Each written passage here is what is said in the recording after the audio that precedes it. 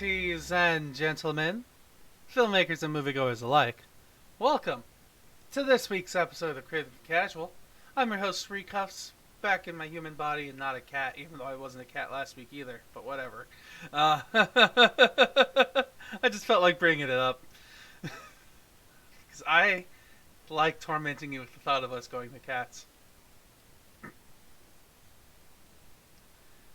Ted was just here. He was ready to have a nice casual conversation, and here I am, throwing cats in his face. How you doing today, Dev? Fuck you. Not even enough energy to say it. Have to press a button. Yeah, it's cleaner and crisper. I use that. Okay. I guess that's understandable. Yeah. But hey, you'll be happy because if you look over in the window that the stream is on, you have more room. Not in this screen, mind you, but the next screen you will. And by that, I mean we're hopping into the... Hey look, you have more room! Hooray! So, this week, I'm not original. I called it Mr. Enigma Week because this man, Adam Sandler, is kind of an enigma when it comes to his career. Yeah, And, to say the least. After this week, So, yeah, we're talking about the 2019 movie that came out on Netflix called Murder Mystery. Then we're gonna hop into the movie that came out in 2019 called Uncut Gems, and then we're gonna end everything with our news and wrap up. So, anything you want to say, do, talk about, or whatever before we hop into today's episode? fuck you. I just need one more. It's okay, I guess I deserve it. Yeah. Yeah. You brought up cats. But hey, at least we've got beautiful ghosts.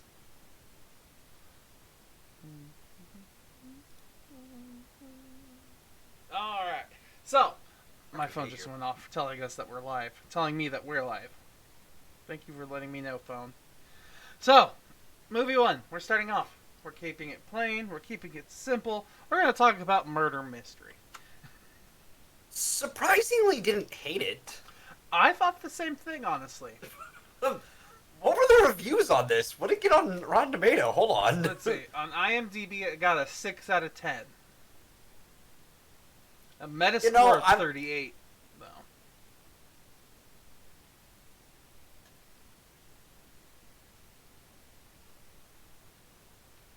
On Rotten Tomatoes, it got a 45, 41. And honestly, I feel like that's a little low. Yeah, like, It's solid, like, we're not quite in the range, but it's, it's a D at least. Mm-hmm. Like, yeah, like, one thing that I was kind of pleasantly surprised about with this movie was it wasn't, like, raunchy Adam Sandler. It was, like, subtle, sometimes clever Adam Sandler. And I just thought the characters were kind of relatable and fun to be around. Like... What a weird movie. Yeah. Like, it wasn't hilarious. It didn't really grab my attention all that much. No. But it was kind of just like... It's good background piece, honestly. I would probably honestly put this on again in the background at some point in the near future. Just so I have something going on in my brain. That's a good editor thing. You're editing and you just have that in the background. Yeah, I don't really like stuff in the background when I edit, sadly, but Yeah. I like hearing you yell into my ears for 3 hours straight. You're a fucking psychopath. It helps me edit better. Because Does it? The more I hear you screaming, the faster I get done, so I hear you scream less. Fair. But yeah, no, this film wasn't terrible. Yeah, and I kind of thought it was cute how it tied up a lot of the loose ends that it had. Well, not necessarily loose ends, but if they brought something up in the story at some point, they brought it up again later on. Like, they didn't have any... I guess, technically, it's loose ends. Of story beats or things. Like, they didn't have really super unnecessary moments. And, like, still, one of my favorite things is just, like, the subtle humor that was in here. Where it being just the fact, like... some of the adult humor with the Maharaj, the Maharaja, whatever his title is. Um, yeah, it doesn't even say, does it? It does. Aha, Raja. There it is. The Maharaja. Maharaja Okay. What is a Maharaja? There we go. doesn't answer. No. But it's just it. This movie exists. Yeah, it exists. It It's is- not the most offensive Adam Sandler thing that's ever been made. No, it's kind of just It's okay. there. Yeah. Like, huh? Like, that's just what would it. It's kind of weird though. Like the reason I chose this movie is because it's a movie called Murder Mystery, and what did you think of the murder mystery in this murder mystery? Surprisingly well thought out for an Adam Sandler movie. I both give it that and don't at the same time. Dude, the bar is low with Yeah, this man. I guess that's true. Like- But we have such classics like Happy Gilmore, and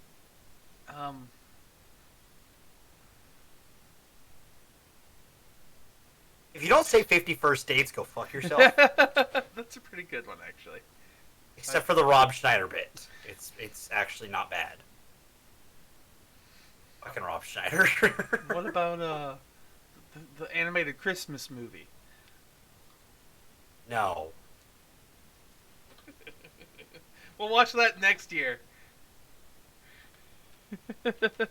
No. Go fuck yourself. It's not even a Christmas movie, motherfucker. It's a Hanukkah movie. My apologies. No. So this movie is just, its humor is surprisingly not like in your face stupid. And it genuinely, it feels like there's an attempt made at like making a movie.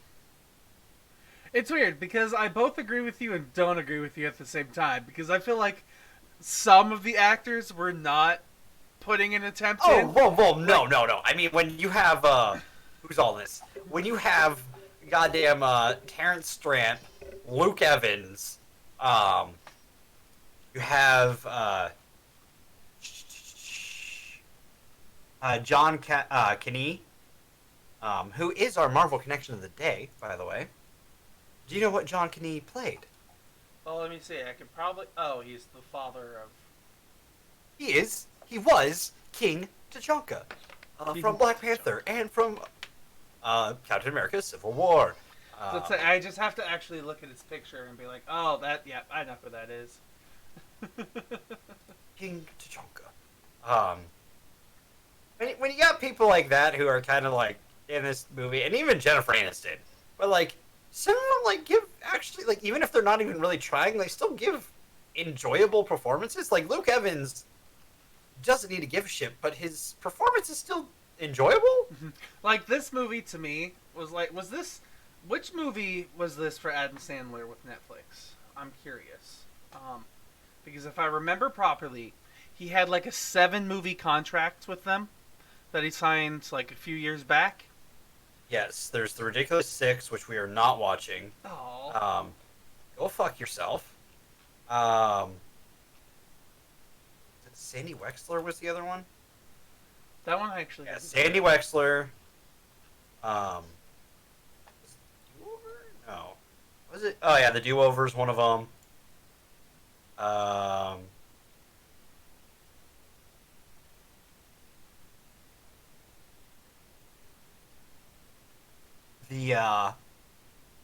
The Meryl Witt stories, which I heard isn't a bad film. Okay.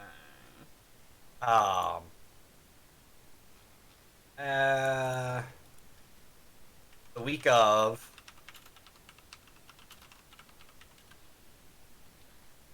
And murder mystery.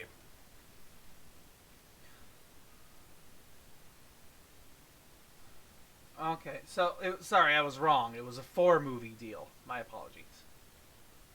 Um, he signed a 4-movie contract back in 2014. He's done 6 films with Netflix.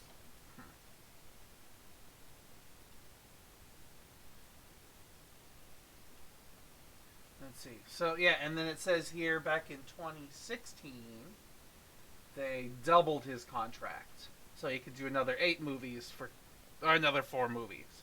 So he still has 2 more movies to do with them. If we don't count this one, I guess.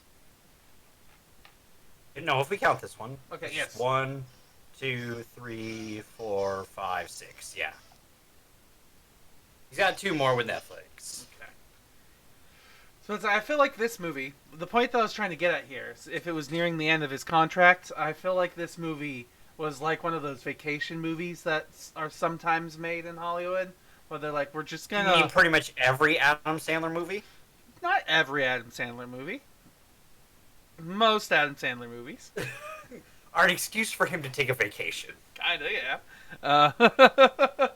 Like, alright, where have we not gone? Hawaii? 51st Dates? Alright, let's go. Where have we not gone? Monaco? Is that how you pronounce this one city? Monoaka? I honestly, I'm not trying to mispronounce it. I just honestly don't know how it's pronounced. Yeah, that city. Let's go. Let's make a movie called Murder Mystery, and let's go there. So yeah. But yeah, honestly, that's kind of how this movie felt for me, especially with some of the lines with Adam Sandler had, some of the moments, like you said, with Luke Evans. It's just, yeah. But No, otherwise, it's fine. like it's again, it's not a bad film. I mean, it's just kind of a meh film, you know. It's just kind of there. It doesn't do anything outlandish, but it just kind of exists. Mm-hmm. Let's say there's nothing super special, not even in the cinematography department, as you would bug me about. No. I'm not gonna bug you on this one. So yeah, the whole point of this is not to be super special or clever or anything. Like, I don't even think it was supposed to be really funny. I think it was just a movie that needed to be made for his contract. I mean, and it's not a bad movie. For being like minimal effort, it's not a bad film. Like, Yeah. And also, like, Adam Sandler doesn't play the same shtick he's done 1,000 times. He actually does something a little different in this, which, okay, like, I did enjoy the fact that he just really can want to do much with any of them. At times, and other times it was pretty good. I like this. It's weird because if I get into it, if I really want to start critiquing things, there's a lot to critique. But it's an Adam Sandler film. yeah, which is why. So it's like it's weird. It's in a weird spot. Like now that I think about it, now that I'm really distilling it, it makes sense why all these other all these review sites are like, it's this low story, but like it's not that. It's like it's not a movie that's meant to be taken super seriously. No, and the bar that the other films this man has been in is low enough. if this is the middle tier that he could produce, all right, just do this from now on, please. Don't do the other shit. Literally. But he's done things like Hotel Transylvania and what, they're making a 4th one of those fucking things? They are actually. I know they are. I've seen it. The thing for it. I'm on IMDb.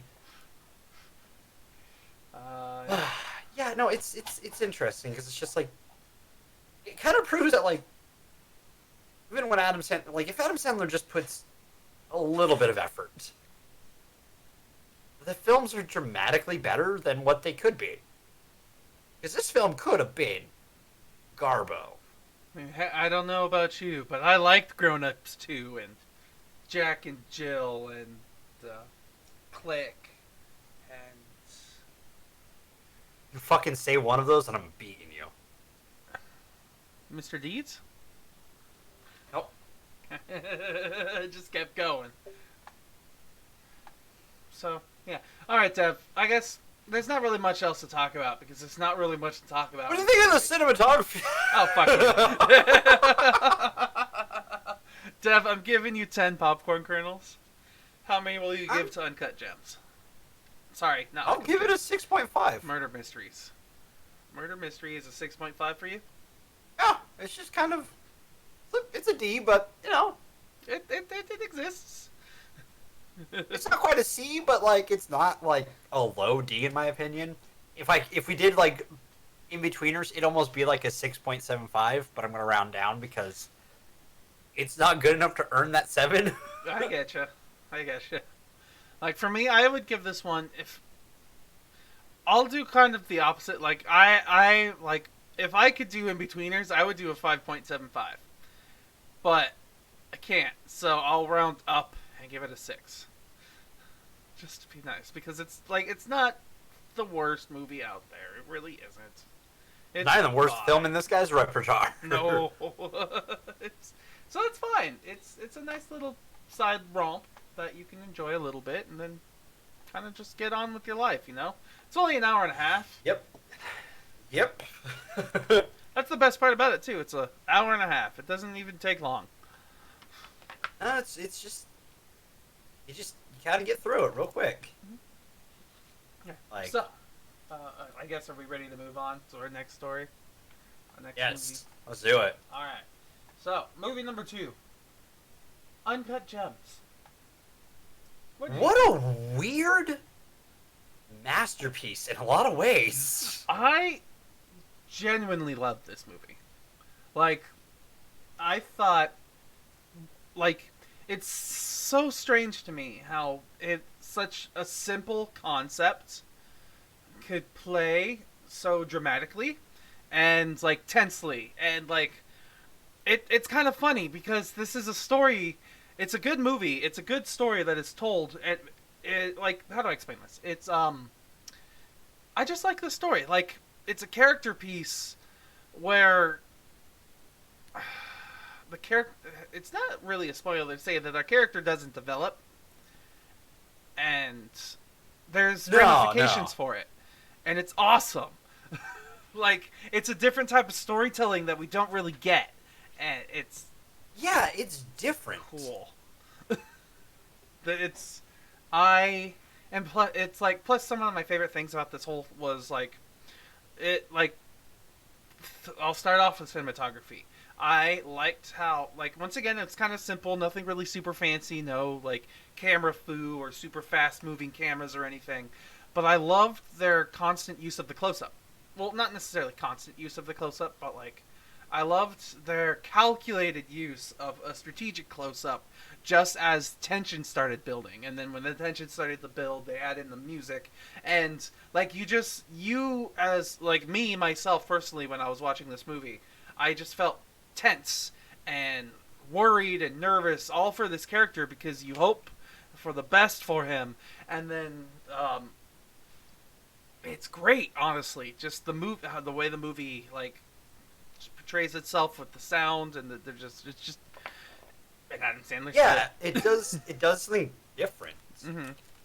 It was honestly genuinely nice to watch this movie. Like, it is. I wouldn't 100% call it a masterpiece, but I would 100% spend money to watch this movie in theaters again. That's fair. Like, it's not really a super amazing theater ride, and I kind of think the descriptors Some of the for parts? this movie, actually. Like, when I looked up this movie on IMDb, it said crime, drama, mystery. And that's kind of part of the reason I added in murder mystery as part of the movies for this week.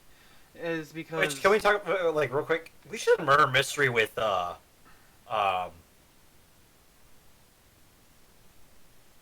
Out? Yes. We should have. Potentially. It, like, weirdly enough, like... I was thinking that. I was like, this some of these Some weird parallels. Yeah. Why am I drawing parallels to that movie with this film? I was thinking the exact like key moments in that movie. I was like, huh, which one came out first? Yeah, it was kind of weird. But yeah. No, this film does a good job of just being being a surprisingly good film. Mm-hmm. Like it. Yes. If we want to keep it simple, yes, it just does a really good job of being a good film, and it all honestly has to do with Adam Sandler. Like, it's really fascinating to see this man go into such a really serious role, and like, there's still hints of comedy in this movie, which I do enjoy. Oh, yeah. But like, if he wasn't nearly as good of an actor as he shows himself off to be, this could have gone a lot worse. Though, don't get me wrong, there is one moment, and it's kind of when he hits his rock bottom, where I don't feel like he's kind of selling it quite right. But like, I don't feel Adam Sandler can do sad. He can do everything else, but like heartbroken sad almost. I feel like with the character, I feel like it works because he isn't really known for emotion. So like when the character finally gets emotional, it's kind of ugly and not how it's not how we envision that emotion. Mm-hmm. But I think it works for the character. Okay. At least personally. I getcha. I mean, it makes sense because that character is a character. Like, I I guess the moral of this story is learn from your lessons, your past mistakes. Like, yeah, if he just at one moment stopped and thought, none of this would have happened. But yeah, all the same, one of the things that I genuinely like too, which I like at first I was kind of frustrated with, but ended up kind of enjoying, was like just how they use the chaos of people talking over each other in their storytelling. Like, yeah, and it kind of adds a unique atmosphere to it. Mm-hmm.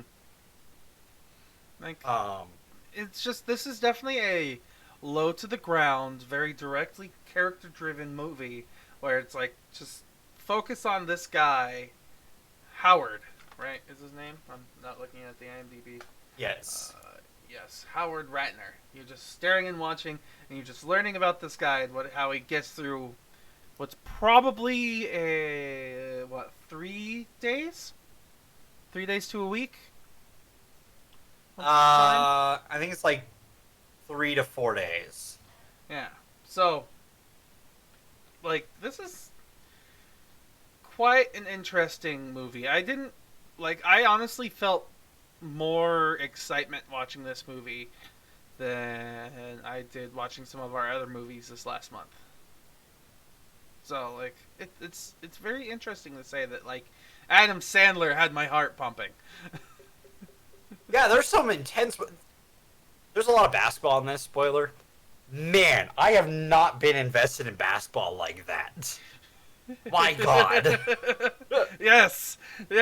I don't even like... I did 5 years of pep band in college, and I don't even like basketball. But, like, this was basketball I enjoyed watching and sitting there, and I was like, whoa. This makes me want to get into basketball. Mm-hmm. Because of, like, a couple of scenes. I'm like, huh, interesting. I don't want to get into it the same way, but... Yeah. Who knows? We'll see. Yeah, I'd also love to get a little bit know a little bit more about, like, what happened before these events, and maybe a little bit of what happened after. But but I feel like that would take away from the story as a whole. Because this is a snippet in time, and it's perfectly cut. Yeah, this is genuinely, like, I don't know what I would change in this movie. Maybe a little less runtime, because I didn't realize it was more than 2 hours long when I first left to go watch it. But yeah, you do feel the runtime a little bit towards, like, right before the end of the film, which is also the climax of the film. the film kind of ends with the climax, which is a little weird, but it works. Yeah. Usually you want the climax before the end of the film, but this one kind of ends at the climax, but it feels natural to end there. Mm-hmm. It's good. It's different storytelling. It is. And like before that, there's some slowdown that happens, so you're kind of like, maybe pick up just a little bit.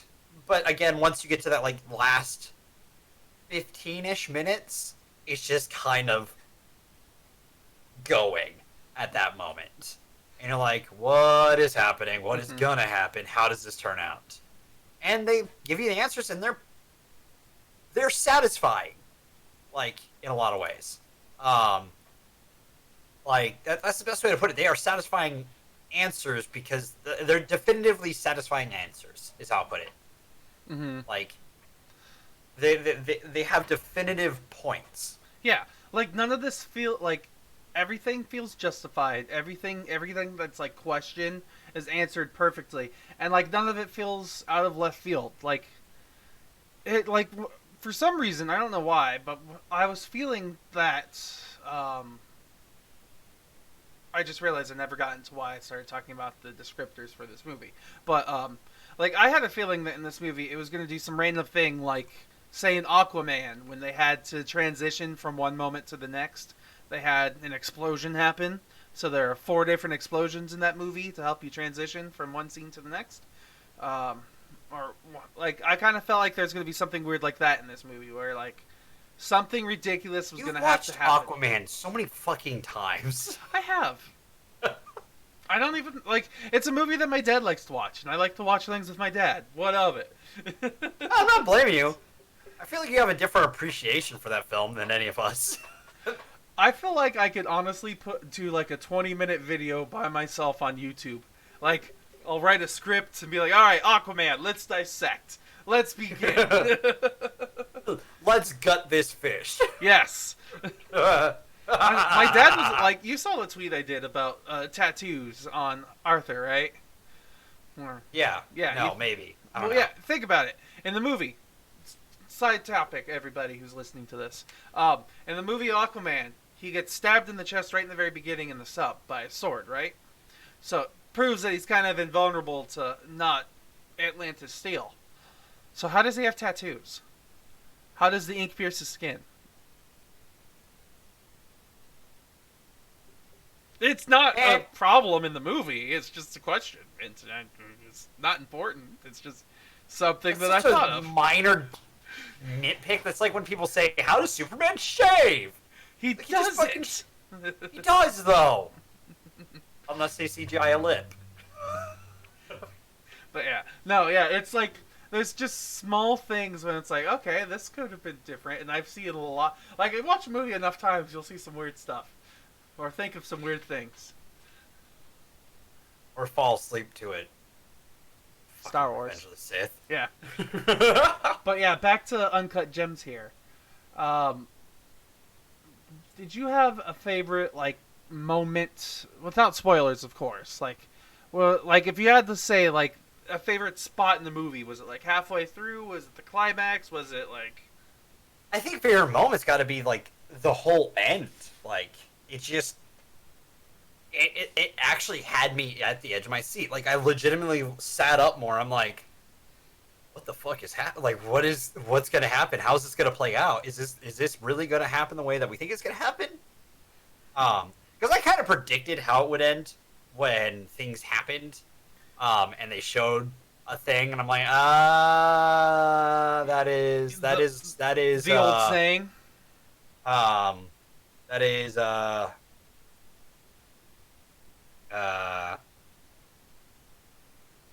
you talking about Chekhov? Yeah, Chekhov's gun. There's a Chekhov's gun that happens, and it just... I mean, that happens with a couple things. Like, there's also Chekhov's metal file, and... Well, there's a lot of Chekhov's guns in this, all right? But they all play out. But, like, at the end, they introduce the Chekhov's gun during the ramp-up, and you're kind of like, how is this going to play out? I kind of predicted how it would play out. Mm-hmm. But, like, they don't leave things on the table in a way that's going to leave you unsatisfied.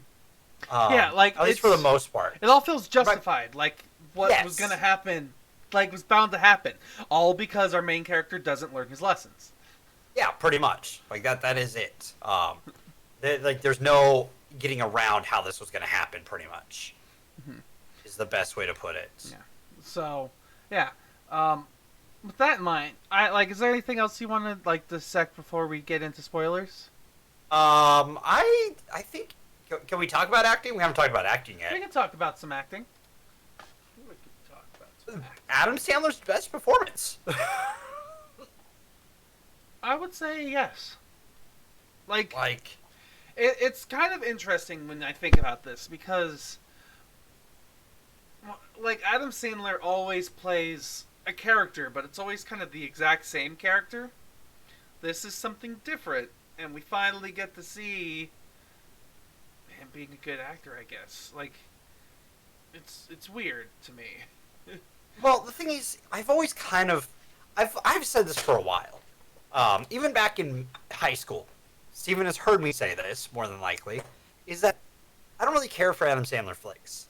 I think he can be a good actor, but he just doesn't do anything with it. Mm-hmm. This is him doing something with it. And I'll be honest, it's worth the Oscar buzz around it. Like, yeah, I was kind of surprised a little bit after seeing this movie, and then I watched the Golden Globes, and I was like, I was a little surprised that like there wasn't even a murmur about this movie at all. Like, don't get me wrong, I don't think it deserves an Oscar myself, but I think it deserves attention, like to be brought up in some way. I will say for this film, I think Adam Sandler at least deserves a nomination. I don't know if he should win it, but at least a nomination, because like this just for someone who's done the same thing over and over and over to come like literally prove that he can act. Like legitimately this is acting. Like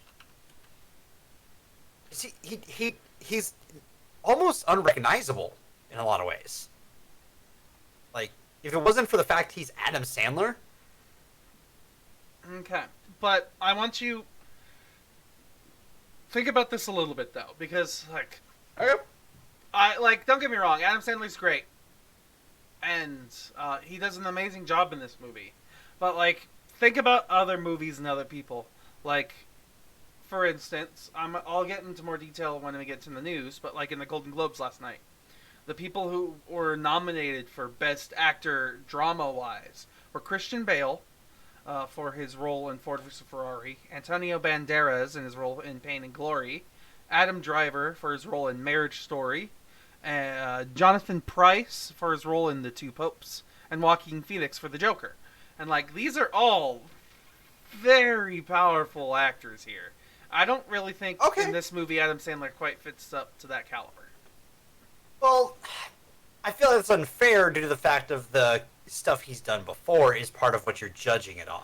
In a way, yes, but at the same time, I'm thinking like my direct comparison right now is Joaquin Phoenix in The Joker compared to him in this movie. I prefer this. I prefer The Joker. I don't. The Joker, like especially upon reflection, just has a lot of issues in my book. Okay. That like the more I think about it, the less I enjoy it. If that makes sense. Mm-hmm. While this one, the more I've thought about it, the more I've enjoyed it. I can get that. Like, I'm quite the opposite, I think. The more, divisive I get about the Joker, the more I appreciate it, honestly. So.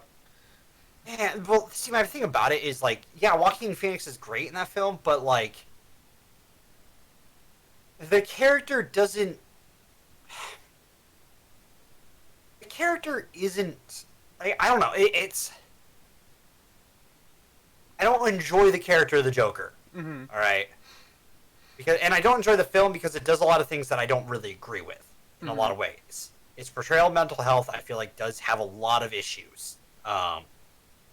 Like a lot of issues, in my opinion, how they portray that. I'm not a person who suffers from that, so I wouldn't really know. At least not extreme, like not mental health in the way that it's demonstrated in the movie or in your ways. Sadly. Not sadly, but the like for me, it doesn't send a lot of the right messages, in my opinion, when it should, when it's trying to tackle something as big as that. While this one's not exactly trying to like tackle something like that, this is just someone acting a role that is 100% out of their norm. Mm-hmm. Like, yeah, we expect that from Christian Bale. We expect that from Joaquin Phoenix. We expect that from Adam Driver. Adam Driver's fantastic. I was wondering if you're going to bring him up. He was one I was thinking about specifically as well, but we don't expect we don't expect acting of this caliber from Adam Sandler. Like, genuinely, in some of those scenes, you see him go through just a fluid of emotions. Mm-hmm. There's a scene in a car where he's going through beat by beat, like what a person would probably be feeling through that, from anger to fear to confusion to just begging. Like, it works because, like, in my opinion, it works even more because you don't expect it from him. I think that's what honestly boosts the character more, if that makes sense. You don't have to agree with it. No, yeah, I get you. That's just how I feel about it. Because we expect that from them. Like, and that's why I expect at least a nomination. Because, like, I think it's worth that. At a minimum. Okay. I can appreciate that. Winning can be argued. And would be argued. And will honestly just come down to whoever pays the most. Let's say that was something that Joaquin Phoenix kind of brought up in his acceptance speech last night. It was censored, but he started to bring it up. He was like, we all know these award ceremonies are a joke, and like, yeah. So, there's all that fun stuff. Sounds about right, because they are. But yeah, like, this movie, though, and still just thinking of the direct comparison to the Joker, like, I like the Joker. It tackles some dark issues. Well, not necessarily dark. It tackles some deep issues from a dark perspective, is what I meant to say. And that's kind of the reason why I like it. It's not a movie that, like, sure, it's in a way it's supposed to show you, it's supposed to help portray sympathy towards this character, which in a way that we all as people should have no sympathy towards, and like, it brings to light issues in a way that really, like, it's not the best, honestly, sure, but it also at least brings up to light issues in a way, and it's not like, don't get me wrong, it's not good. There could be better ways to bring all this stuff up. It's just that, like, the reason I like Joker, not the Joker, is because of its weird, complex way of, it's not necessarily complex, it's twisted way of showing these things. Like, it's not supposed to be like other movies where it's like, hey, this is the moral of the story and you follow it because this is what we're saying. This is one of those movies where it's supposed to make you think, and it does that. And like Adam Sandler's role in this movie, Uncut Gems, sure, it makes me think, but it's more straightforward. It's just something that I'm supposed to be there and I'm supposed to watch and enjoy. I would argue with that, with the stuff that they do cover with this character, is his complex issues that he deals with, which are similar in the sense of that they're self-destructing and dangerous, and they're dangerous mental health stuff. But I feel that this tackles it a lot better. I don't think that's the point of this movie, though. Like, there's no tackling of mental health as any plot point in this movie. No, but I feel like it's a better example of how to. In the sense of, this doesn't try to act like there's an answer to it. Joker's not supposed to be an example, though. But it does. Because of some of the ways they do some of the stuff. Like, my prime example will be the line of when he's like, hey, I've stopped taking my meds and I feel better. Mm-hmm. That is a horrible, horrible line, in my opinion. It's the Joker who's saying it. It's not. Yes. You're not supposed to take what he says to heart, and that's the point of that movie. But the problem is we're supposed to take the rest of that character to heart. The rest of the film. Okay, yeah. So, I guess, yeah, I see where this is going, in a way. Like, we are supposed to feel for him, because that's what the way I think about it is we're supposed to feel for him in a way, because that's what modern cinema does. We're supposed to feel and connect with our main protagonist. And our main protagonist is a sick and twisted person in this instance.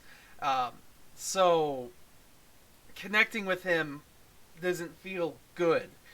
And the things that he says, even though we connect with him, aren't good. Like telling people who take medications to not take their medications is not a good thing. But that's also the Joker. Like, okay, yes, and I know, but it was part of my problems with that film when we did review it was that, like, he's not a character that you should feel sympathy for. And I know that it was going to happen regardless. And I talked about it. That was always going to be a critique of mine. And it was. But my problem with that is that, like, the way you're explaining it is that it's cake and eating too. Mm-hmm. Is that we're supposed to feel sympathy for this character up until that point, right? Because up until that point, he's kind of normal-ish enough. When he's on his medication, he's subdued in a lot of ways. Which, in his case, is actually a good thing with what he deals with. Mm-hmm. It's an okay thing to have someone like that subdued, mm-hmm. because they are a threat if they don't. Mm-hmm. But when they start to, because the whole thing, this wasn't political, but at the end, the character itself tries to have his cake and eat it too. I wasn't a political message, but I'm also a political message. Mm-hmm. It butts heads with itself. You know what I mean? Like, I don't want to sympathize with this character, but it's like trying to make me sympathize with the character because I know what this character. Part of it is that I know where the character is going to end up as the Joker, and that's not who I don't want to sympathize with a character like that because he's not someone who should be sympathized with. And the way they portray things. Like, sorry to interrupt you here, but like. I know it's like the cake and eat it too metaphor is a good one here for how I feel about it. But honestly, I feel like that movie, that's the point. Like, it's supposed to bring you to all these interesting moments, and like it's supposed to bring you to all these questions and make you think and make you wonder. It's not supposed to give you the answers. Like, I don't expect the answers. But it seems kind of in the way you are, because you're analyzing it to the point where it's like, he does this is clearly the answer he's trying to give us. Or he does this is... So, like, to me, the way I see it... That's my interpretation? Yeah. And the problem is that I can... Okay, I'll say this. The problem I have with it is that I can interpret that, okay? Mm-hmm. As someone who deals with mental health issues. If I was unstable in my mental health... and interpreted that. I don't think you would be given access to see this movie if you're unstable in your mental health. Who's stopping me? If you're an unstable mental health patient, there's probably somebody stopping you. Who says I'm a mental health patient at the time? There are plenty of people who go untreated. Mm-hmm. I went untreated for a long time because I thought I could handle it. Mm-hmm. And if Dev from 2 years ago saw that movie and saw that line, and even though he knows where the Joker's supposed to end up, and he doesn't like the Joker, Dev from 2 years ago, I feel like would have that resonate with him more than I would want him to. Okay. Which is dangerous. Because Dev from 2 years ago had some things that he was not working on. Mm-hmm. Okay, I get you. That's more what I'm saying. Okay. Like my opinion on it is like the film itself, I feel, is more of an issue on a grander scale. And this isn't me taking away from Joaquin Phoenix's acting, because I think he does a fantastic job in that film. But I also expect him to do a fantastic job. You know what I mean? Mm-hmm.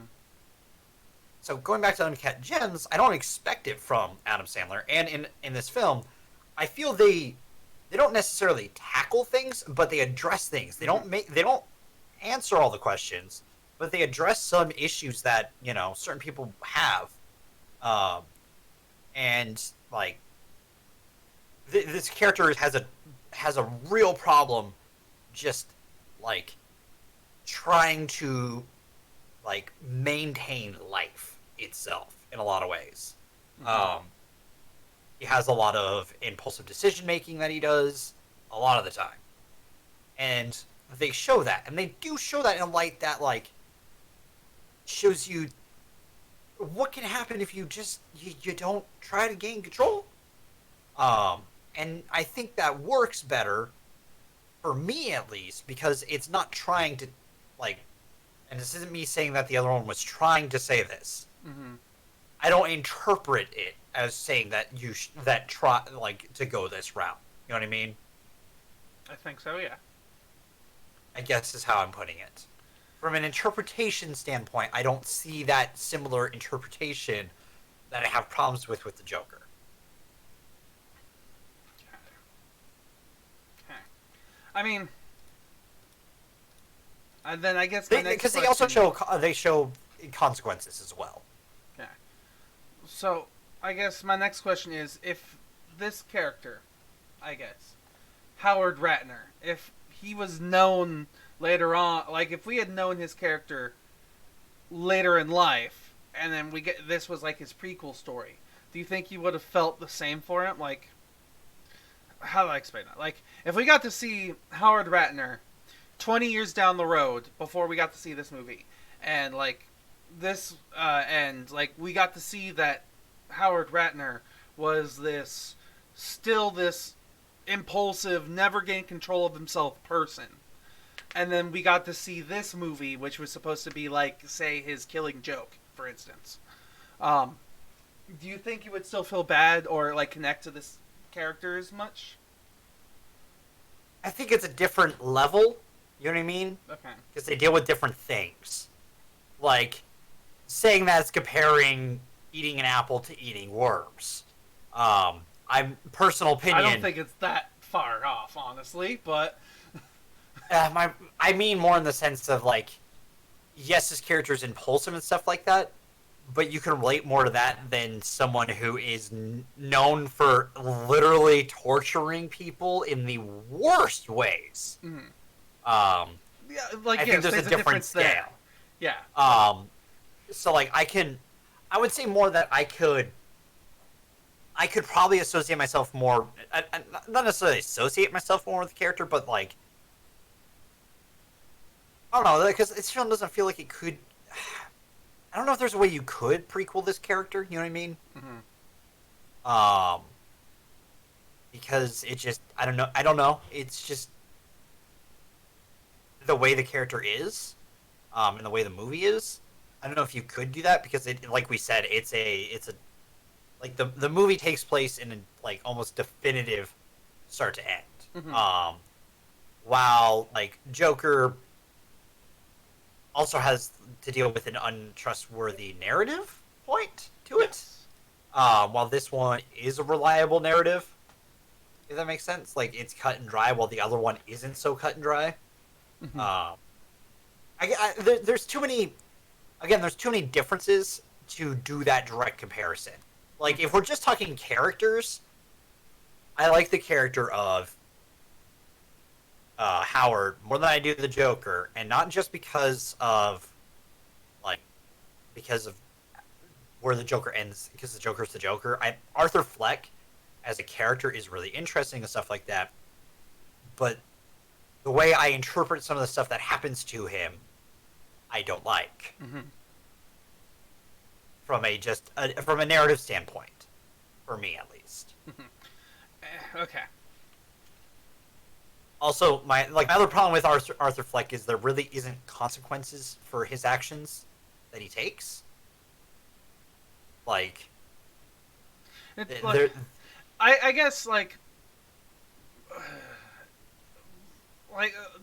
I don't really want to dig into this too much more because we've gotten a little off track here, but what I'm boiling it down to, I guess my question at this point is because it's a. I'm not gonna. How do I not make this sound awful? I'm gonna be blunt with it. I feel this movie is a complex, like Joker is a complex movie, because of its complexity. I like it how it has different emotions, being like they want you to feel this, but you know he's this, and with you feeling this way, he's gonna use that and twist that to be able to do what he feels is the best and do it this way, and like the complexity of the emotions in there makes me like it, but in a way That's because, fair. That's fair. Yeah, and what it's doing and the way it's portraying stuff to you, you're telling me you don't like it. But like, it's just I'm gonna ask this blatant: is it just the complexity making it a bad movie, or is it just what they're telling in it makes you just not like the movie? I don't think it's a good movie, personally. I feel that it is kind of just. So just because of the message they're saying, No. gets rid of all There's the other other good points of the movie? There's other reasons. Okay. Why? But we can discuss that at a different point. Since we're not reviewing the Joker. if we're talking like character to character, one of my problems with the Joker is that he doesn't face consequence for his actions. Sure, he gets locked up in an insane asylum, but you know it's not going to stop him because you see the end of the film. And whether or not that's real or not, we don't know the rest of the film's real or not. So what? Again, part of it is what's the point then if I don't know if it's real or not? Personal opinion, I hate that. I hate when you don't like. I hate is it a dream? I hate that. It's one of the cheapest, laziest moves in a film, in my opinion. Is it's just a dream, because then you just kind of go, here, audience, figure it out. So was it real? Was it not? To Inception. Kind of, yeah, but the rest of the film is a Christopher Nolan film, so it's kind of a weird mind boggle. But like the end it leaves you with the is it real or is it not? Mind you, there's some people who have deciphered the film enough that you can kind of figure out what the end was, which is part of what cinema does. With the Joker, I feel like there's honestly too many questions once you drop that bomb at the end, that it's like you don't have enough answers to come to a like consensus on was it a dream or was it not. And there's people who are trying still, and I agree with some, agree with others, but at the same time, it's like yes, there should be interpretation from film, but I don't think leaving it up for like because with Christopher Nolan, it's really just the end, right? Of Inception. That is the question. Was it a dream or was it not? The end point is that just that last the epilogue of the film is the question. Okay. With Joker, it's most of the film that's the question. After a certain point, like what's real, what's not, which throws in a lot more for you to have to interpret. And in my opinion, if it's not handled well, in my opinion. Okay. So then, I'm gonna only because we brought this up, I'm gonna ask other movies then with unreliable narrators. I'm gonna ask your opinions of them, just briefly, good or bad. Okay. Okay. Memento. My apologies. That's a different kind of unreliable narrator, and that film also does a good way of. That it tries to. I mean, it's definitely a differently told story. That's for sure. Yes, I think the way the story's told is how it works, because it's fragmented, like the character is. You know what I mean? Okay. Fight Club. I honestly think Fight Club's a little overrated. Okay. Personally, I get it, but at the same time, again, it's a different kind of unreliable. You know what I mean? What about There's a difference Shutter Island? Yeah, I actually enjoyed Shutter Island, but it's a different kind of it's a different kind of unreliable. These are different kinds of unreliable. And again, all of those characters do face some sort of consequence for what happens in their stories. You know what I mean? Like with Memento, the consequence of the friend that happens. With Shutter Island, the consequence of what happens to him in the end. Um, with Fight Club, there's not really a consequence, but that movie, in my opinion, is kind of for his it's kind of a in my opinion. It's, again, people love Fight Club, and you're allowed to love Fight Club, but for me, at least, kind of like, it's Fight Club. Like, I don't know. I'm not the biggest fan of Fight Club. So. All right, I'll stop asking you then. There's more movies I could list here, but I'm not gonna.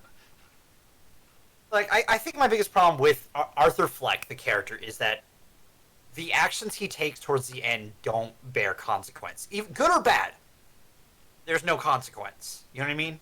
Mm-hmm. Which negates a lot of, in my opinion, like, good storytelling. There are good and bad consequences to action. Prime example, and we just talked about it, is Empire Strikes Back. Okay? I'm going to use this real quick. There is consequence to Luke's action of leaving Dagobah. He loses his fucking hand. The rebels are on the run, and shit looks like it's gonna fail. Mm-hmm. There's consequences for his mistake, for him doing that. But there's also consequence on the good side, is that, Lando decides to switch sides and actually helps the others escape. And you know what? That works out for them in the end because he's helped them throughout their story. And because of his friendship, they eventually got Han back in movie 6. Yeah, exactly. It's again, little things like that, I guess. You know what I mean? Like, there's a consequence for what happens, which I think is what Joker lacks. Mm-hmm. I mean, I feel on the way there is well, we won't get into it too much longer. Like, my final answer to you, and you can go on this or you cannot, is like, I feel that there is a consequence for Joker. It's just because he doesn't care. It doesn't feel like there's one.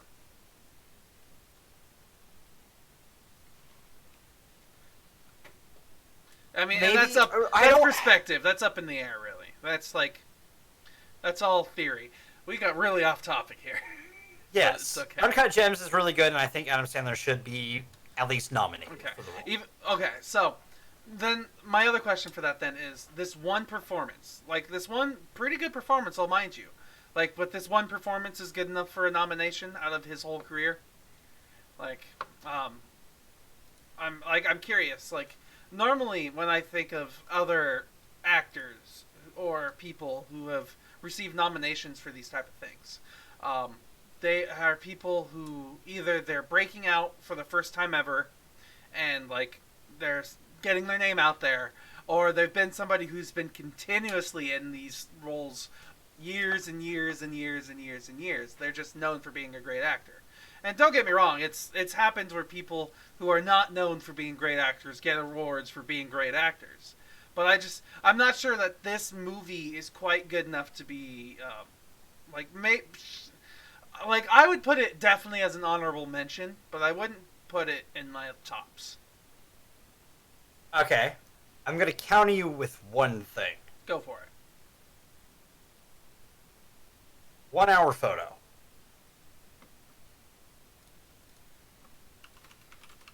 Or, let's see, Good Will Hunting.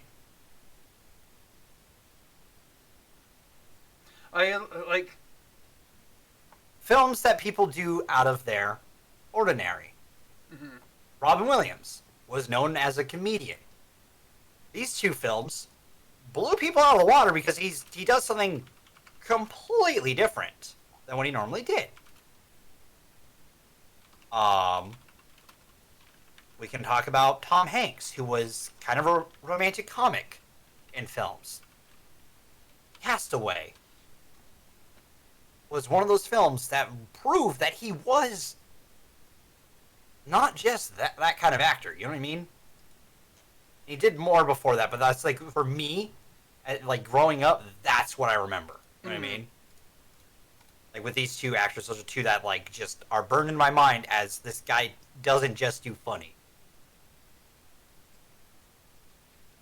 This proves that like, and my opinion, they should be nominated for those because they are really good films. But I think it's more like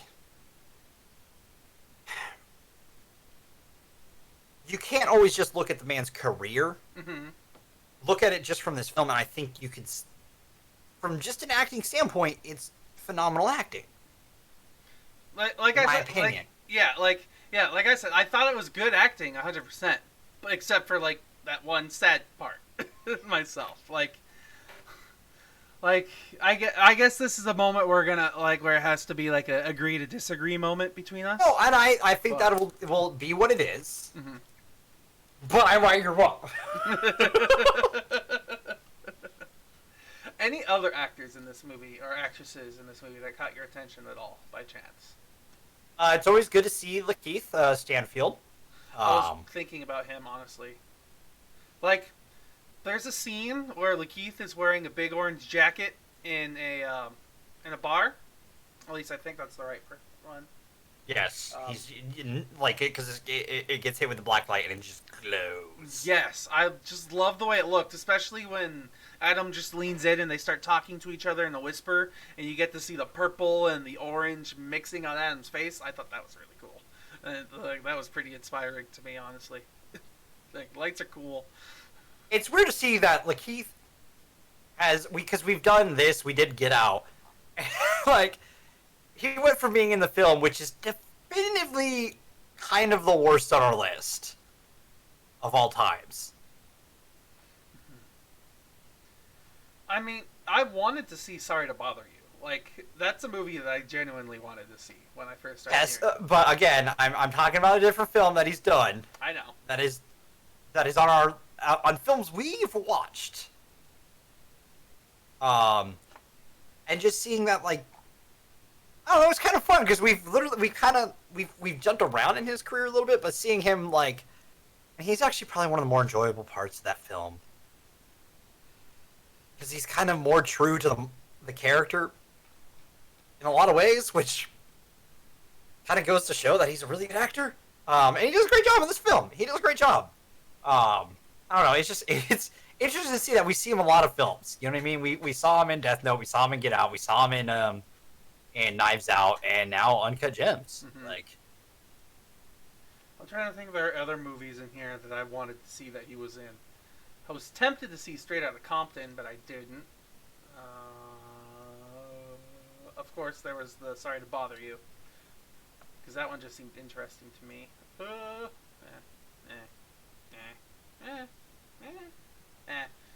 Yeah, he's we've seen different parts of his career, and he's I'd say I wouldn't be surprised if we saw him in more leading roles coming up here pretty soon.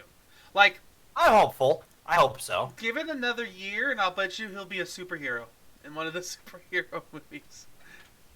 Don't know which one, I'd be down. but it'll be one of them. Okay. I'd be down. I'd be down for that. Let's see. I'm trying to think of anybody else who caught my attention at all. I did like the his wife. Ida I hate- Menzel. No, I'm trying You to know- think character's name, not the actress right now. Dinah. Dinah, yes. Like, I did like that character a lot, and I can't. There it is, by Idina Menzel still. But yeah, Dinah. I definitely enjoyed Dinah, especially like the key moments when they're supposed to be getting serious, and like you could see just her emotions. She was fun. I'm trying to think of anybody else I liked. The guy who plays the brother Arnold, I think his name was.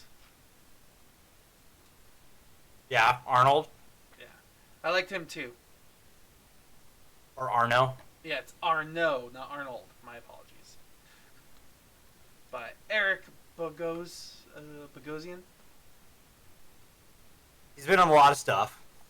So like, He's someone that, like, you're like, oh, I've seen him before. I definitely like those characters the most, I'd have to say. they do a good job. I gotta say, like, this film is just kind of it's really well rounded. Like, there's no one in it, even child actors who don't feel like they undersell the movie. You know what I mean? Like,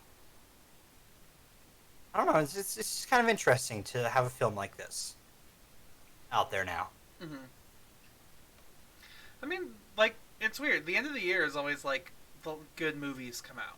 Like, the ones that you don't expect to come out will be coming out in some instances. And, like, this movie, for one, was one that I didn't expect would be as good as it was. I hear Bombshell is really good still, so there's that. Of course, there's movies like Star Wars. That's leading the box office 2 weeks in a row. Okay. I've got nothing Star Wars. else. What do you expect? All Yeah. right, popcorn. Alright, I am gonna give this movie a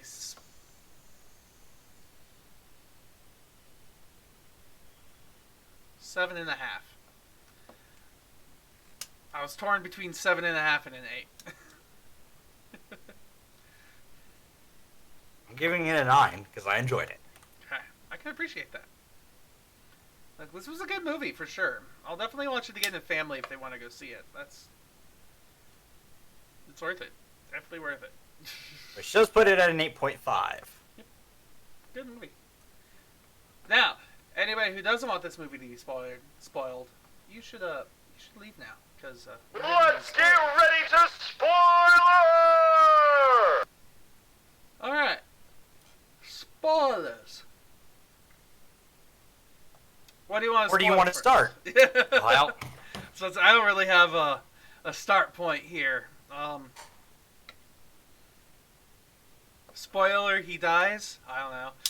Jesus. Yeah. I predicted that happening though. When literally, hey, fuck. I always forget the term. My brain always does Schrodinger's cat and Murphy's Law. Chekhov's gun and combines the two. So like Chekhov's cat and Schrodinger's gun.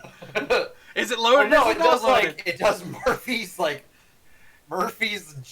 gun. It does Schrodinger's gun. I'm like, wait, no, those aren't right.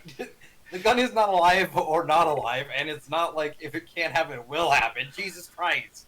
If there's a gun, it will gun. No, actually, Murphy's gun sounds appropriate. Actually, It works somewhat, but it's not the point. no, I get you.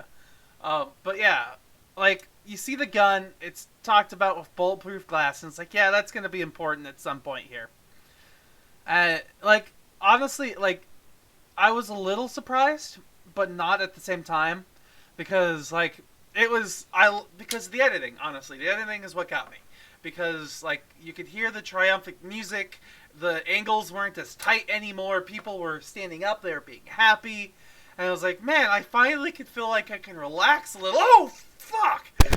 See, I didn't relax because I knew as soon as that thing got buzzed, I'm like, uh-oh.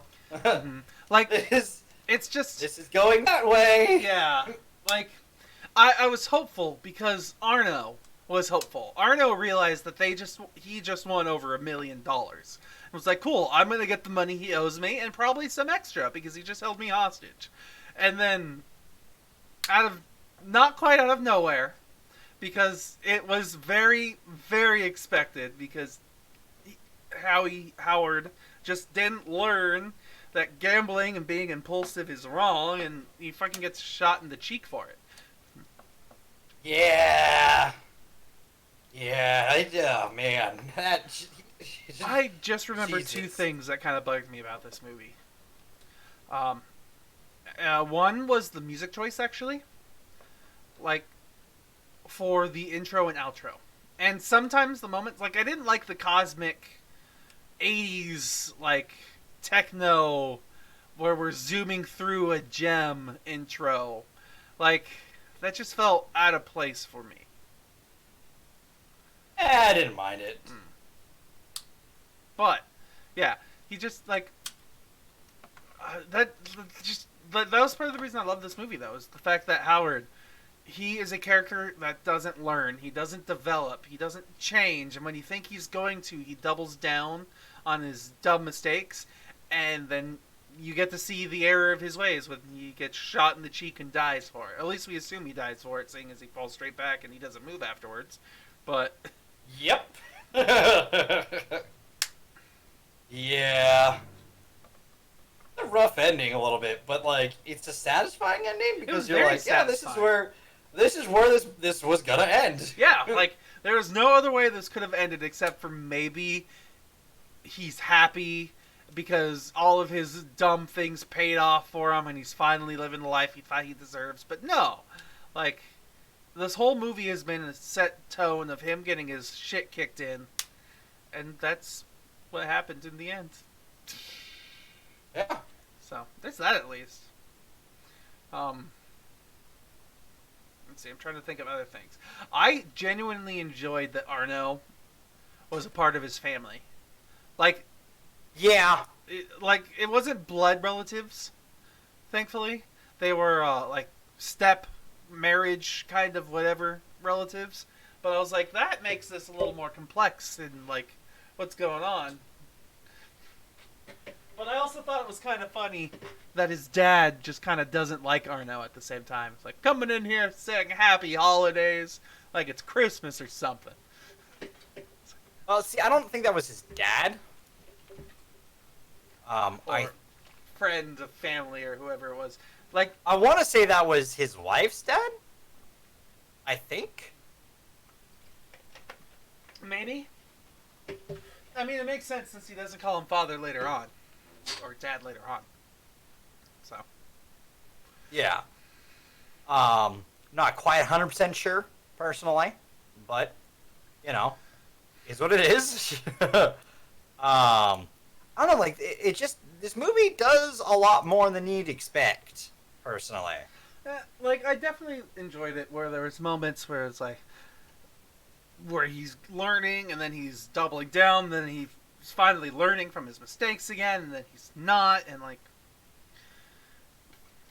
God, it just kept going back and forth, back and forth. It's just, Which I liked.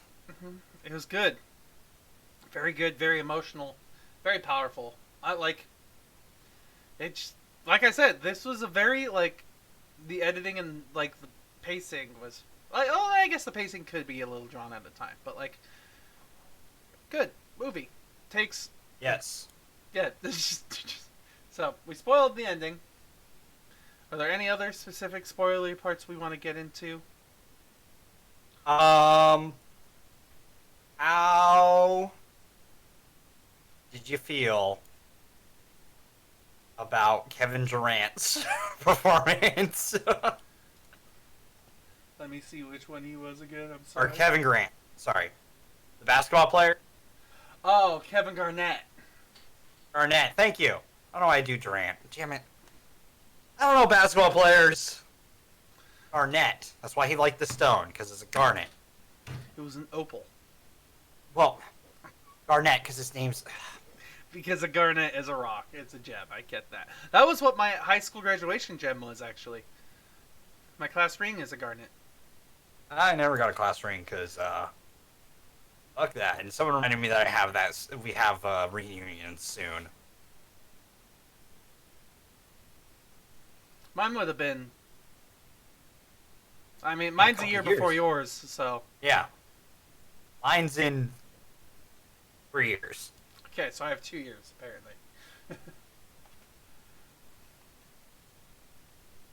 Oh, yeah, 10 I don't know. years. Huh. Yeah, there you go. Yeah, I had to math it out real fast. For his performance in this movie, I ultimately thought it was just... okay.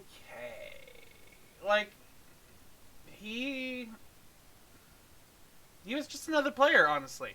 Like, there was nothing super special about his role, other than he was just a point of conflict. Because, I don't know, he's a larger-than-life man who's gonna take advantage of people if he can, I guess. Well, tries not to, but realizes he has the opportunity to.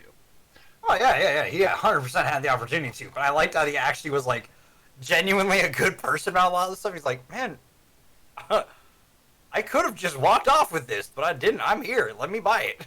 I'm like, oh, shit, that's cool. I'm offering you $500,000 for this right now.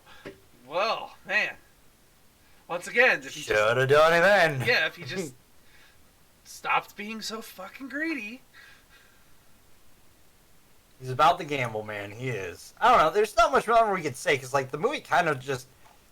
I just say just watch it because, like, the movie sort of explains itself. So Honestly, yeah, it's all just he's a greedy bastard who doesn't realize that owing people money and using that money that you owe people to get more money is not a good idea. Like, the next closest comparison to a character from a TV show that I could think of, which I know you didn't watch the show, would be E.B. Farnham from Deadwood. He's just like, this character, this man, will literally just go to this person and, like, yes, sir, well, I'll do whatever you say to get the money out of your pocket. I'll have to keep quiet for $10.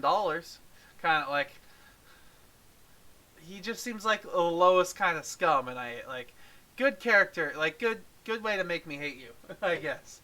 Good job being a good actor, sure. that's fair. That's fair. I can appreciate that. Trying to think, what else really deserves to be talked about in this movie? What is the? There's not really anything else I can think of that's important. No, there's not much else. It's just like it's the film that you should see. Is how I'll keep putting it. Like, go watch it. Yeah, go watch the movie. Like, you don't have to see it in theaters because it's not really super special if you see it in theaters or not. But definitely at least watch this movie.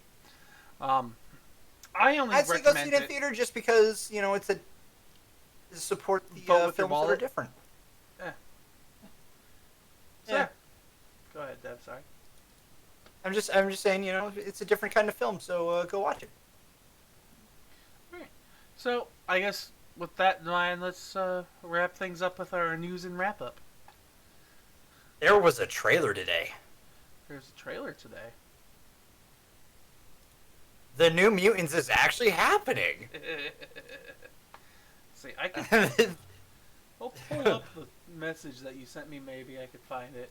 But yeah, the New Mutants is happening. The trailer was released, and everybody's freaking out about it. Oh, I can't. Because we never thought that it would happen. You know what I mean? I realized I can't pull it up because my stuff is a little messed up still. I will say for next week, we might still do 1917, but because it's supposed to expand. Yes, Theaters it hits wide release on the 10th. So maybe it's somewhere closer to us because he had to drive an hour. I would have had to drive almost 3. Yeah, that's why we didn't end up doing those, which makes me sad because 1917 ended up winning the Best Motion Picture last year in Golden Globes. I do want to see it if we get the chance because the rest of the films that week.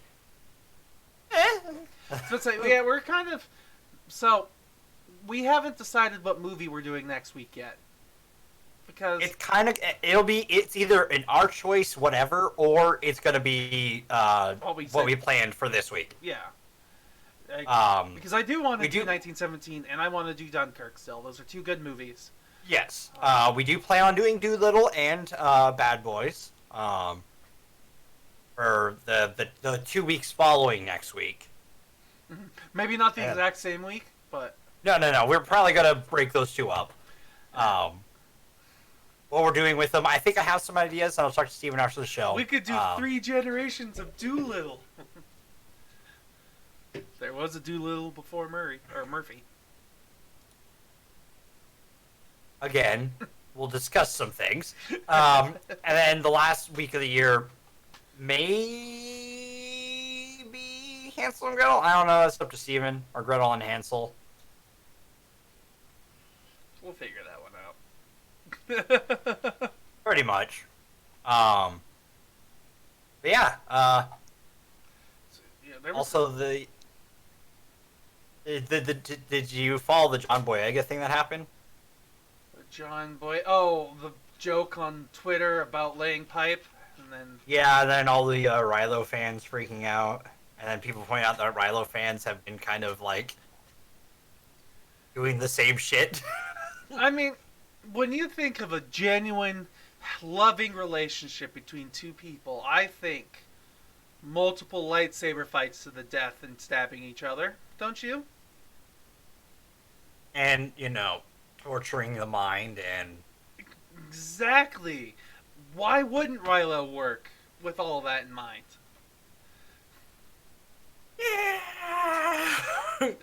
yeah.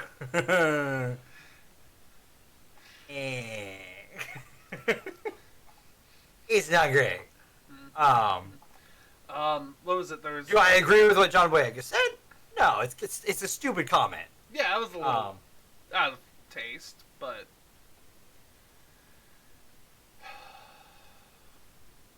it's okay. Like, I mean, I don't endorse what he said, but like, that's also one of those things where I'm not going to take it seriously. Also, I'm not going to take the Rylos as my source of justice on that. Let's see, what was the other thing? There was one other thing I wanted to talk about. I mean, other than the Golden Globes happening yesterday, which I enjoyed. Don't get me wrong, Ricky Gervais, I think is his name, who was the host, was the best part of the whole thing for me. Only because he was so fucking fed up with being there that it was hilarious. Like, every single moment he was on screen, it was just him being like, why the fuck are we still doing this? Why did they invite me back for the 5th year after I said no after last? Like, all that stuff. It was kind of hilarious. He was the best part of it to me. Let's see. Once again, there's Star Wars being top in the box office.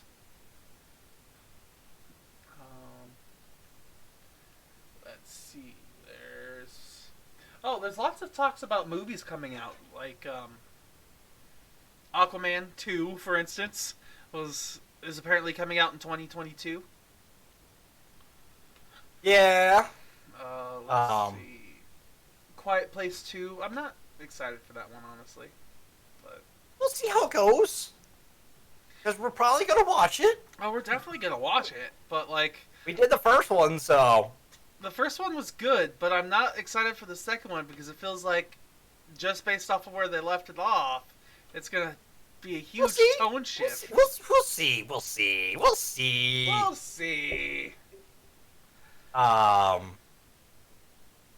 Yeah, no, there's going to be a bit of a weird couple months, movie-wise. There's really, like, in all honesty, there's not a ton of films I'm genuinely looking forward to, except, I will say this, I'm kind of still looking forward to Sonic. I'll be honest, I am too, only because I feel like... but in a sadistic ways. Yes, like, I'm ready for the train wreck, and I'm honestly just excited to eat chili dogs that day for dinner. Like, I'll be on the podcast with a couple of chili dogs. So Sonic came and went real fast, didn't he? Wait, Fast and Furious is in May? There hasn't been a trailer for it yet. I know they talked about the trailer during the Game Awards, but, like, show us the fucking trailer. That's 6 months away. What are you doing? You're not Star Wars, you're Fast and Furious. Even Black Widow's already had a trailer out. What are you doing, guys? I'm like, Black Widow, based on what you've seen, is it a prequel or is it a sequel?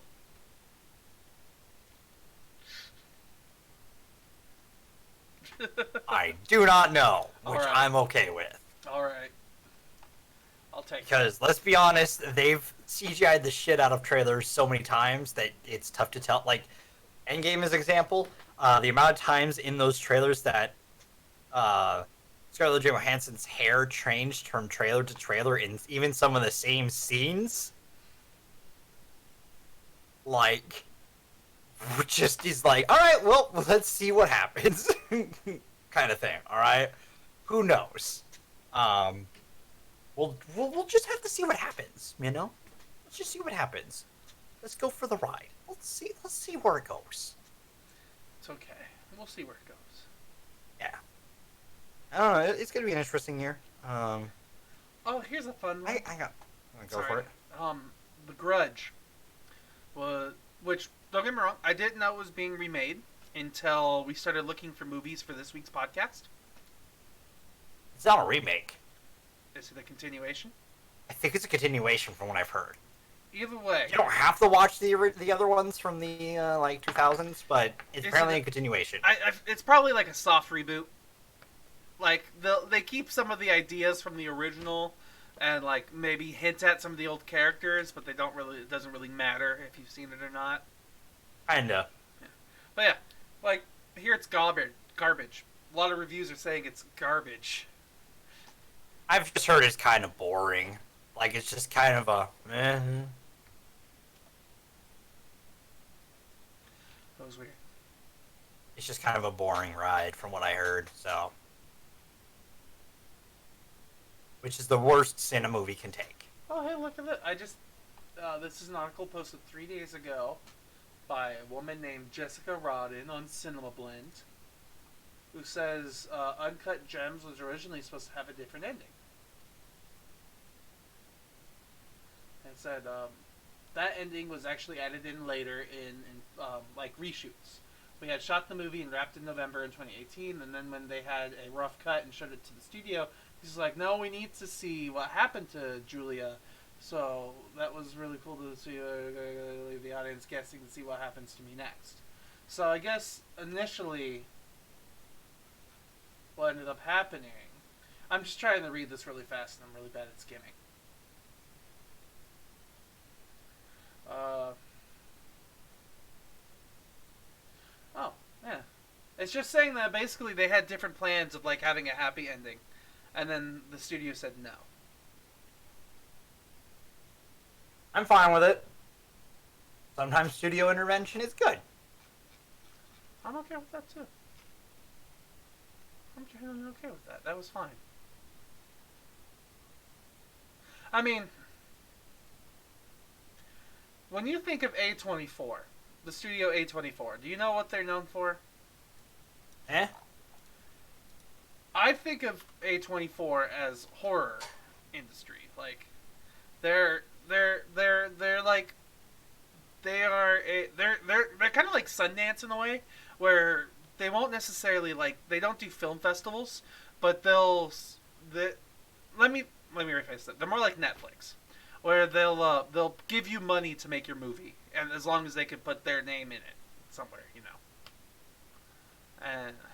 And they do that a lot with horror movies or television movies. So, kind of surprised that this one came out so well from this theater. People can do good things with their money. Sometimes, yeah. But it also makes sense because A24, like I was thinking, they're kind of like a depressing studio sometimes with who like to tell scary and dark stories. So, okay, Fair. let's see. I can't really see any other news here. There wasn't much. No, it was all Golden Globe stuff. Like everything was being saved for then, and nothing was really brought up during the Golden Globes. And they all want to talk about the Golden Globes right now, which it was okay. I watched it. I enjoyed it. It was okay. No real. I don't know. I don't really watch those. Let's be real. They're not my cup of tea because they're hours of meh, and most of the things end up on the internet anyways. That is true. That is 100% true. I'm trying to think, like, I normally don't watch them, but once again, the family was watching it, and I was like, oh, I'll spend time with the family.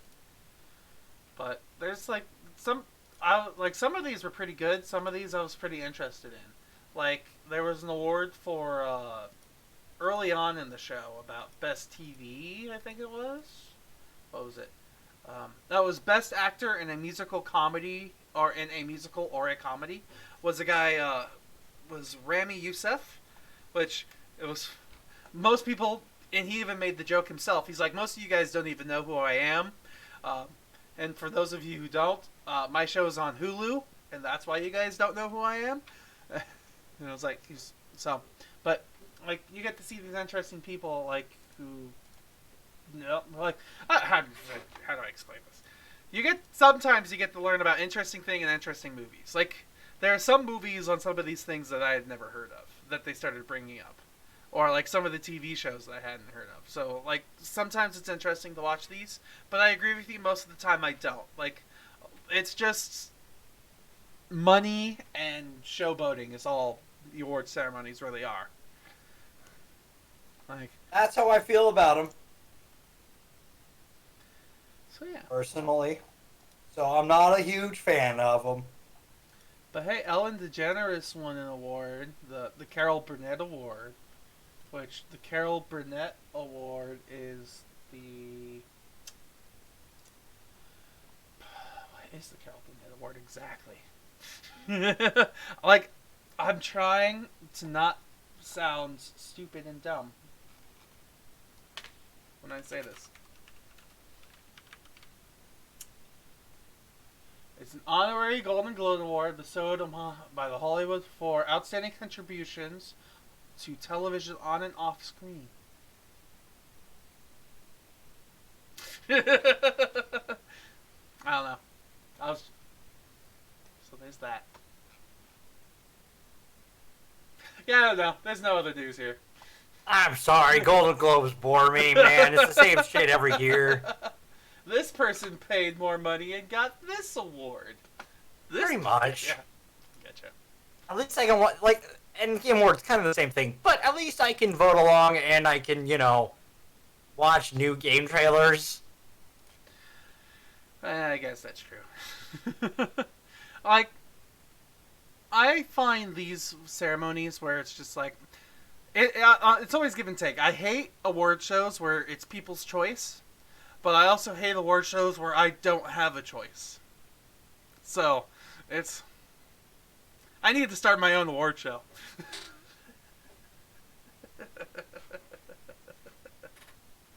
No. Welcome to Cerise Choice Awards. Shut up, no. Yes, it's happening. No. I've got a green screen. No, it's Anything's not. possible. No, it's not happening.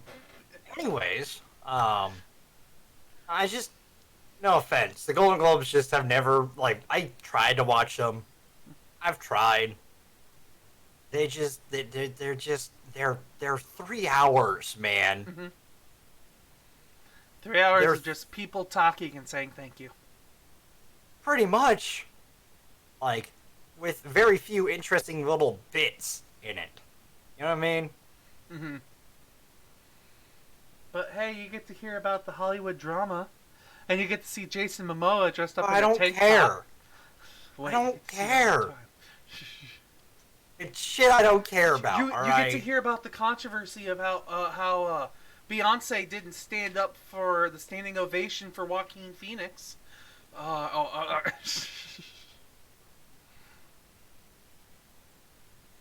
know. Alright, so I guess we're done here. Yeah, we're done here. So, thanks for stopping by, everybody. I have news. The guy who directed the Batman that doesn't want Batman to be in the DCEU. The Robert Pattinson one. Let me look him up real fast, just so. That's my news contribution. There we go. I knew I had something.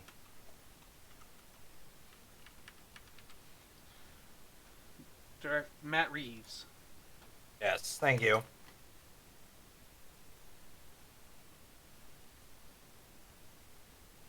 So Matt Reeves doesn't want this Batman in the DCEU, or whatever they're calling it? Yep. Okay. So we're just not doing a Batman connected we're just not doing a DC connected universe anymore. It's official. No one's connected to anybody anymore ever. I just thought it was interesting. So I brought it to the table. I mean, as of 2 hours ago, Matt Reeves confirms Colin Farrell as the Penguin in the Batman movie.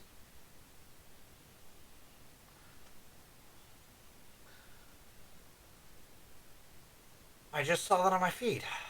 Yeah. Hmm. So there you go. Breaking news here on Critically Casual. Colin Farrell is the Penguin in the new Robert Pattinson movie. But we're done. We're done. I'm not gonna unpack that. That's a weird cast choice. Alright, we're done here. Ah. Okay, so thank you for being here. Give us a like, a follow, a subscribe, a bell, a ding, a dang, a dong, a comment, or whatever. Whatever, do all the fun Don't stuff. give us a dong. Yeah, I guess we don't want your dick pics after all. I hate you. So yeah, follow us on Twitter, join our Discord, check out our shows here. And we will be also uploading online at some point too. Yeah, Onto other things. So yeah. Thank you very much, everybody. Keep in mind that we are probably aiming towards 1917 and Dunkirk for next week, but if not, we'll let you know in a tweet. So, Yep, pretty yeah. much. It's just gonna come down to when our theaters tell us, hey, this is what's gonna be here. Yep. So, it's happening. We're going to watch it eventually, at some point. But until then, bye, everybody. Bye.